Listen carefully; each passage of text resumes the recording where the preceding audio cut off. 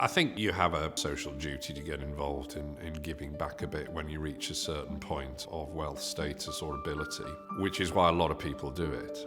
And then I would like to think, and I'm sure it's right, that perhaps you start as almost a duty and then it becomes all-consuming and you really decide that this is important and you're not just box ticking your CV.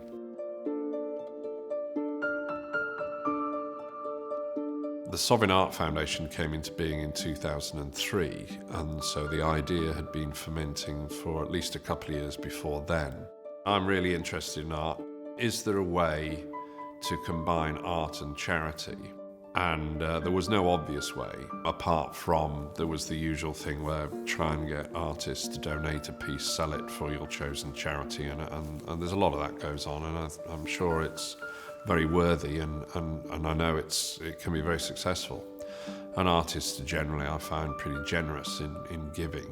I didn't want to impose on the artists further, so the model we came up with was the one we're still running, which is design a competition for the best artists working today, not the undiscovered up-and-coming, but the best artists, because that way we get the best work. And incentivize them to enter by the fact that we'll sell the art for you and hopefully get a better price than you ordinarily would because there's a charitable element to it.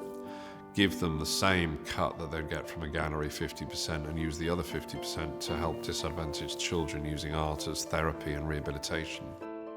I have around 600 people working with me around the world, but we've raised 11 million US through this process and helped many thousands of children.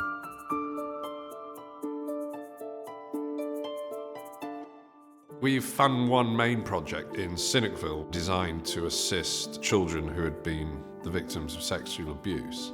Children who've suffered like that will not describe their experiences for obvious reasons, but they will draw them and they will paint them, and that's the start of a healing process. And we've also helped a lot of artists along the way, which has been a bonus, not the rationale for the Art Foundation, but a bonus. But nevertheless, it's been an important side effect, if you like. We started with an Asia prize, and Asia, in our view, for this purpose, this prize goes from the Stans, Kyrgyzstan, Kazakhstan, all the way down to New Zealand and everything in between. And we get about 500 entries through that process, carefully curated entries, and then narrow it down to 30.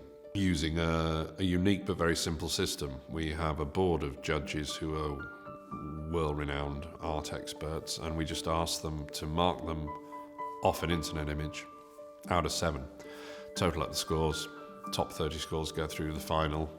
We have an exhibition in Asia. It's always in Hong Kong, because that's where we started our sovereign business. And then the idea is we have a gala dinner and auction those pieces off. We've got 2 years into an African prize, which is going great guns, and because I now live in Portugal, I've started a Portuguese prize, which is a hard one because the art community is fairly small, both in terms of artists and collectors. But I thought, well, I've moved there and I'd like to do something for the local community, so let's start a Portuguese prize.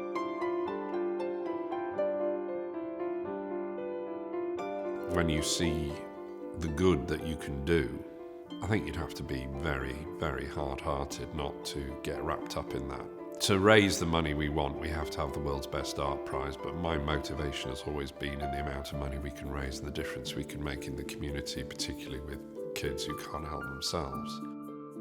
And helping the artists is a bonus, but it's not the rationale. I'm constantly trying to remind people that we're in this to make money. But the two aims are, they have to go side by side. If we don't get great art through the prize and generate the ability to sell great art, we're not going to make great money. There is no contradiction there apart from the emphasis.